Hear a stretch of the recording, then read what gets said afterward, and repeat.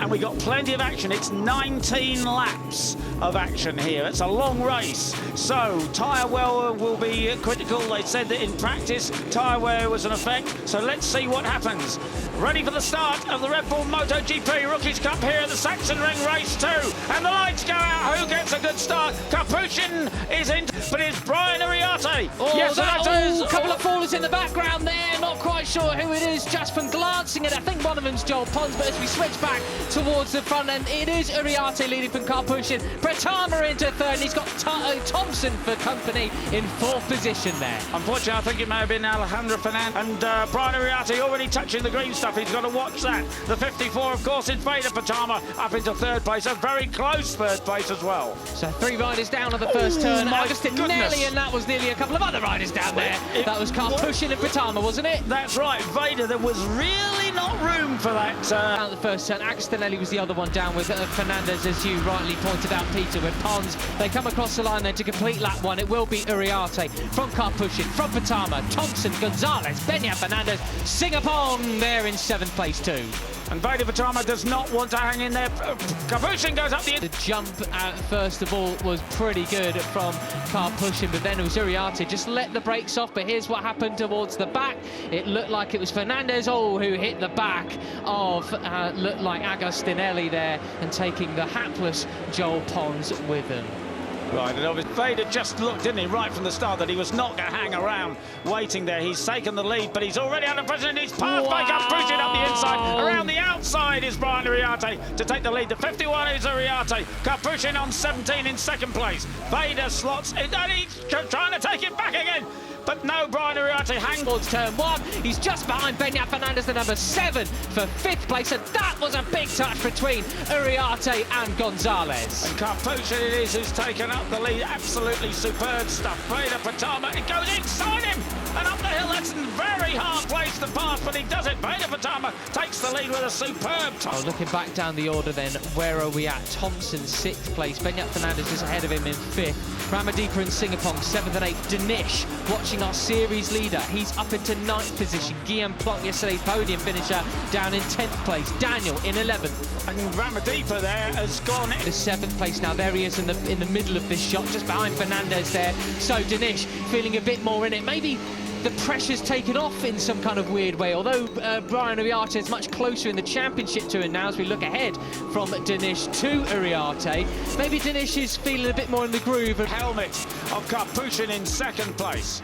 Then Brian Ariarte in 3rd. Down the hill they go. Absolutely superb stuff. It's 164 kilometres an hour, 102 miles an hour. They get up to 194 kilometres an hour before they scrub off speed into the left-hander here. Climb to the inside. Capuchin doesn't want to give an inch, but he's forced to. He cuts back up the inside. They go off the track, over onto the black stuff, in towards the final corner. Ariarte has to give way and move back down into 3rd place. Yeah, he went from 1st to 3rd just on the scrub, and the brakes into the left-hander. That's Capuchin that leads again. Series leader down, and that could be well and truly game on for the championship. Absolutely, we were talking about it being, you know, a 2-horse race for the champion for the cup just a few races ago, but this opens up everything completely. Or be clipped actually, whatever it was, they got away with it anyway. We're on board with Danish now. He goes the lead. It's Brian Ariarte who has the advantage over Capuchin in the white helmet. Gonzalez is in 3rd place. And you've got Morelli in there as well, Peter. Where did he come from? How'd you do that, Marco? Wow, you've woken up, haven't you? That's right. Of course, he didn't come. He was pit lane start yesterday, but that was a penalty. Up into 8th place as well, just off the back of the leading group then. So a lot of the riders who maybe had a little bit left in the tank come after the end of free practice and qualifying. Look a lot better here today as we see Morelli now moved up into 3rd. Yeah. I mean, Morelli's a guy who you always think... Oh, but what is, there's no doubt in his talent, but he's got to keep that consistency. Can he do it today, Mr. No Plan B? Right, down the waterfall again, it is Brian Uriarte that leads. Carpushin in second base. Marco Morelli in third. Is it Gonzalez up the inside? He has to back out of it. But Carpushin certainly helping things in his favour. He's back in the live cup standings in the lead at the moment. Right, okay, so Carpushin now has a bit of a break. He is ahead of the 32 of Piena Ramadipa, yesterday's winner. Then it is the 11 with the yellow helmet of Gonzalez in third. Back to 7th place. Bennett Fernandez was up to 5th. But look at that, 3 abreast and up the inside. Just talking about it was Bennett Fernandez, but of course it really isn't an overtaking opportunity into the left-hander. Climbing the hill now, go across the top, sweeping through there all the way. So it is Ramadipa. Yesterday, second place man in now in the lead. And look at the size of this group then, Peter, then. As they cross the line, how many will we have in this leading group now? It will be almost the moral winner, I felt, of the race yesterday. Did so much leading, didn't he? Yeah, we've got a technical problem about Ramastor for pulling out of the race. He pulled off at turn 1, unfortunately, banging his machine. He's fallen down the order, so something not right there for him, unfortunately. He is out of the race, the Austrian. The KTMs, they are so... chains broken. Chains broken. Ah, dearie me. Gutted, didn't he? Yeah. The 32 of Ramadipa has the advantage. There's the yellow helmet of Gonzalez up the inside. It's Carpushin! On the white helmet, Carpushin takes second place. Carpushin pushing them out the way. Good stuff from the Kyrgyzstani riders. Ramadipa still leading. Locked in behind Carpushin. Carpushin has bounced back with the confidence that he has, taking pole position, erasing the disappointment from yesterday. Well then, down through the Omega curve they come. Seen a plenty there at the front of the field, isn't it? Kyrgyzstan leads. From Indonesia, Spain, Argentina, Italy. Zenmitani, the number 34, up into 9th place now, whereas Pratama was the one who got really pushed back in the latest big shot. Christian Daniel Jr. in 11th spot at the moment. Tinez just behind him in 12th. Those two biding their time a bit as we look towards the front of the race still. Carpushin, the rider who's really wanted to stay out front. He's happy to lead and do all the legwork. Morelli just behind him with Gonzalez too. And Benyat Fernandez doing a late... Down to Ewan Van Kruyten are in the battle for the lead, but it is possible to break the advantage here and get clear. Let's see whether Carpushin can do it. It's Morelli in second place again. He's got Gonzalez, Uriarte, Fernandez and Ramadipa right on his tail. And Uriarte's got to be careful because he's got a track limit. Leads the pack, back in contact with Carpushin. They go down the hill, they've overtaken him, come out of the slipstream. There's his lead, got it. It's Brian Uriarte who takes the lead again. David Gonzalez in second place. You're looking back from Uriarte at the number 11 of Gonzalez. Turn 1 again. Goodness me, a lot of riders got close, a bit too close for comfort into turn 1 there. Flicking it left down here and then right again into the Omega curve. I wonder if these guys, you know, some of the bright sparks are saving tyres a bit, because in qualifying the cars pole time up starts again. Gonzalez looking for the lead this time. He looks up the inside, but Uriarte says, no, I'm going to start drilling the pace now. Personal best last time around for the Santander rider, by far the quickest rider on track, actually. That's half a second quicker than everybody else that time around, pretty well. He comes alongside, it's side by side, Uriarte and Carpushin now, as there are just 8 laps remaining. We've gone past half distance. Well, this leading group now has become about 17 riders worth. The only rider in all tyres which they use for practices, free practices. Qualifying a 128.0 from Carpushin. So, yes, the tyres distinctly a bit more worn now. Yes, indeed. Okay, there you're talking of Carpushin, the pole man. There he is heading the pack. And Brian Uriarte. Oh, goodness me. You can't name it. calm your nerves. Beñat Fernandez on the number 7 sweeps up the inside, briefly takes the lead. But, well, who's in front? I can't tell you who's in front. Right, Not it really. is still number 7, Beñat Fernandez. Goodness me, just those are the right. Here's Guillaume Plough going wide, getting all crossed up. It's Morelli leading the way from Ramadipa in 2nd place now. That is why then they don't want to be the one that's getting dive bombed into turn 1. So we are seeing more silly sort of antics in the penultimate corners. There's another, you know, a thinker we haven't talked. Oh no, who was that? It wasn't Plough going wide, it was somebody else then. Could have been Singapore actually. He's down into 7th place now. I think it was. It was Mike Hugh, unfortunately.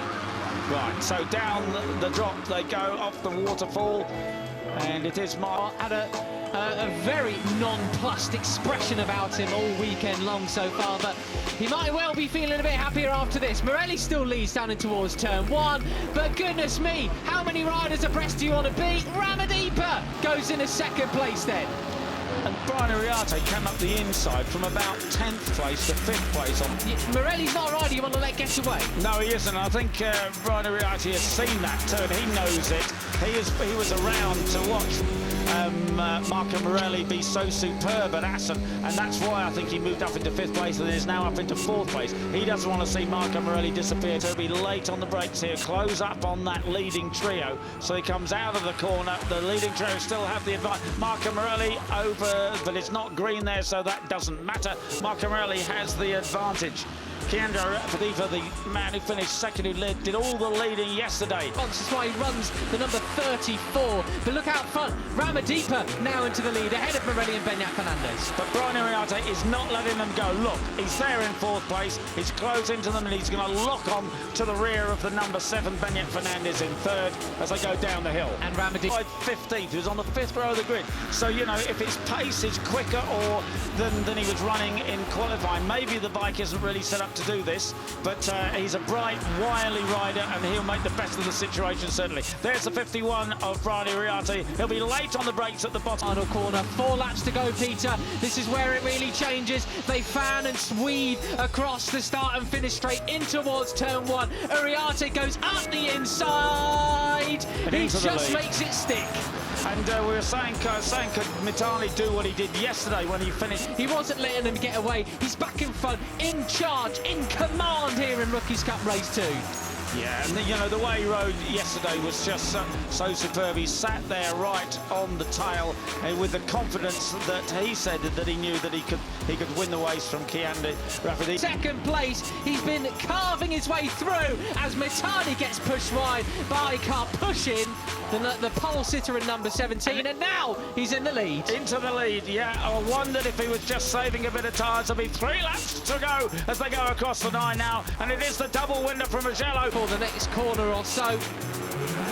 But you can tell from the pace, Peter, they have really turned the wick up in the leaders, the top 5 or so, but they're not that much quicker than everybody else behind them. They really are just now mucking each other about, really trying to jostle for position. In 5th place, he's had a similar progression down the hill. Veda Pratama leads Brian Uriarte. Will Brian Uriarte show the opposition just how good he is on the brakes? He doesn't take the lead this time.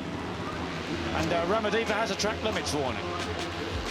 Yeah, he will quarter of a second ahead of them. Will it last into these last 2 laps that we have in Rookies Cup action? Mitani up into 4th position at the first turn then. So it's all on for the final 2 laps then. So there's the White Heritage Cup push, and he's dropped back to about 6th place. It's now really And Uriarte, both of them, goodness me, that's blown the championship wide open again. I'm in shock. Absolutely, they just both wanted this. They changed direction. He goes wide, and Morelli says, "Yep, I'll have that," but then. Yeah, and then Brian is turning back to get on.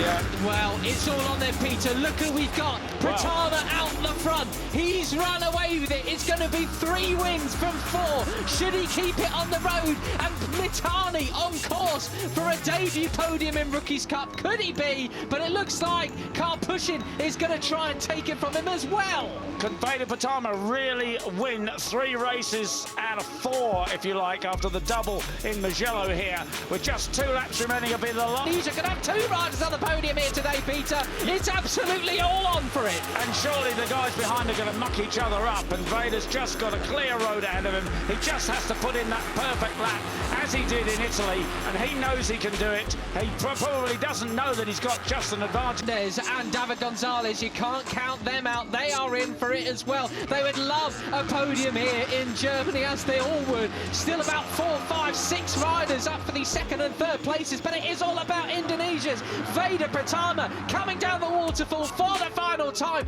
This victory. Dani, Veda Pratama looks over his shoulder. There's no contest there. He wins it ahead of Mitani and Carpushin. Wow, Ramadipa gets 4th place ahead of Gonzalez, Thompson and Pugliese.